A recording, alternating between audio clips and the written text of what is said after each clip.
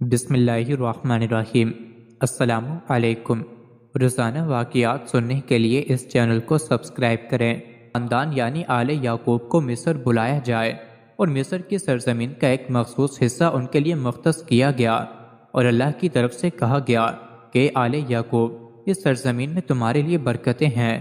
حضرت یوسف علیہ السلام 12 بھائی تھے، اس لیے اللہ تعالیٰ نے ان کے لیے 12 چشمے جاری کیے، اور یوں اس سرزمین کا نام حضرت یعقوب کے لقب سے اسرائیل پڑ گیا، جسے آج یروشلم بھی کہا جاتا ہے۔ آپ کی نسل سے کم و بیش 70,000 انبیاء کرام آئے۔ حضرت یوسف کے بھائی یہودا کی نسل آگے بڑھی تو اس میں سے آنے والے تمام بنی اسرائیل یہودی کہلائے۔ وقت گزرتا گیا اور حضرت موسیٰ علیہ السلام کا دور آیا۔ جب فرعون نے مصر کی آپ پر تنگ کی تو بنو اسرائیل کے ساتھ آپ کو مصر سے نکلنا پڑا۔ اس دوران بنی اسرائیل پر اللہ تعالیٰ کی بہت سے کرم نوازیاں بھی ہوئیں، جس میں من و سلوہ، چشموں کی بہتات، مچھلیوں کے شکار کا ذکر قرآن پاک سے بھی ملتا ہے، اور وہیں ہمیں ایک گائے کا ذکر بھی ملتا ہے جس کے لوتھڑے سے مردے نے اللہ کے حکم سے زندہ ہو کر اپنے قاتل کا بتایا۔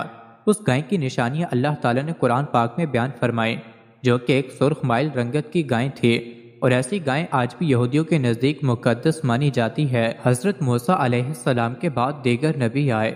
اس دوران میں حضرت موسیٰ علیہ السلام اور ان کے دور کی کچھ واقعات تورات، من و سلوہ کا کچھ حصہ بنی اسرائیل نے ایک صندوق میں محفوظ کر لیا۔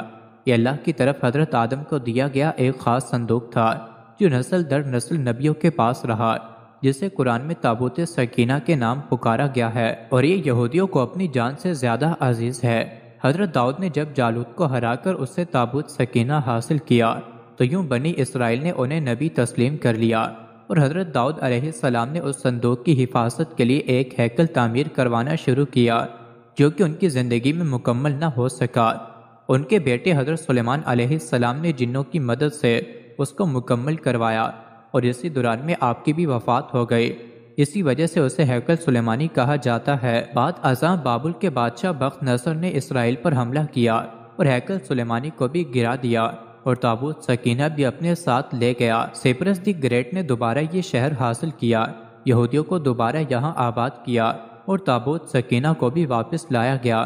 ہیکل سلیمانی ایک دفعہ پھر تعمیر کیا گیا۔ پھر وقت گزرا اور حضرت عیسیٰ علیہ السلام کی آمد ہوئی، جنہیں نعوذ باللہ یہودیوں نے دجال، نجائس اور کیا کیا لقب دیے۔ یہاں سے یہودیوں میں سے دو الگ قومیں ہو گئیں، ایک یہودی اور دوسرے عیسائی۔ یہودی نے سازش کر کے حضرت عیسیٰ علیہ السلام کو صلیب پر چڑھانا چاہا، اور اللہ تعالیٰ نے انہیں اپنے پاس اٹھا لیا۔ اس کے بعد یہودیوں اور عیسائیوں میں کئی چھوٹی موٹی جنگیں ہوئیں۔ پھر عیسائی رومی بادشاہ ٹائٹس نے اس شدت سے یروشلم پر حملہ کیا کہ اس پورے علاقے کی اینٹ سے اینٹ بجا دی، ہیکل سلیمانی کو گرا دیا، جس کی صرف ایک دیوار اس وقت اپنی اصلی حالت میں موجود ہے، جسے دیوار گریا کہا جاتا ہے، جہاں یہودی جا کر تورات کی تلاوت کرتے ہیں اور گریہ وزاری کرتے ہیں۔ تابوت سکینہ بھی نہ جانے کہاں غائب ہو گیا۔ ٹائٹس کے حملے کے بعد یہودی آخری نبی کے انتظار میں تھے، کیونکہ اللہ پاک کا ان سے وعدہ تھا کہ انہیں پھر عروج بخشا جائے گا۔ اس وعدے کا ذکر سورہ بقرہ میں بھی موجود ہے کہ بنی اسرائیل، ان نعمتوں کو یاد کرو جو تم پر کی گئیں، اور اپنا وعدہ پورا کرو، ایمان لاؤ تاکہ ہم بھی اپنا وعدہ پورا کریں۔ قیامت کی نشانیوں میں سے ایک نشانی یہ بھی ہے کہ ہیکل سلیمانی کی 3 دفعہ تعمیر ہوگی، جو کہ 2 دفعہ ہو چکی ہے۔ یہودی اپنے مسیحا اور آخری نبی کے انتظار میں تھے کہ ٹائٹس کے حملے کے 500 سال بعد نبی آخر الزماں کی ولادت ہوئی۔ یہاں یہودیوں کو یہ جھٹکا لگا کہ سارے نبی حضرت اسحاق کی نسل سے ہیں، تو آخری نبی حضرت اسماعیل کی نسل سے کیوں کر آ گئے، اور انہوں نے ایمان لانے سے انکار کر دیا۔ مسلمانوں کے لیے بھی وہ انبیاء کی ہی نشانی تھی، اس لیے ہیکل سلیمانی کو بیت المقدس کا نام دیا گیا۔ اسلام کے آغاز میں یہودیوں کو قائل کروانے کی خاطر ہی بیت المقدس کی جانب منہ کر کے نماز ادا کرنے کا حکم ہوا، کیونکہ یہودی اسی طرح منہ کر کے عبادت کیا کرتے تھے۔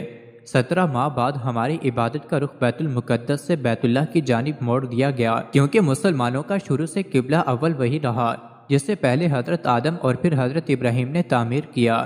حضرت عمر رضی اللہ عنہ کے دور حکومت میں اسرائیل یعنی یروشلم پر عیسائیوں کا قبضہ تھا۔ بیت المقدس کے ہی احاطے میں انہوں نے گرجا گھر تعمیر کیا ہوا تھا، اور این تابوت سکینہ والی جگہ وہ گند پھینکا کرتے تھے۔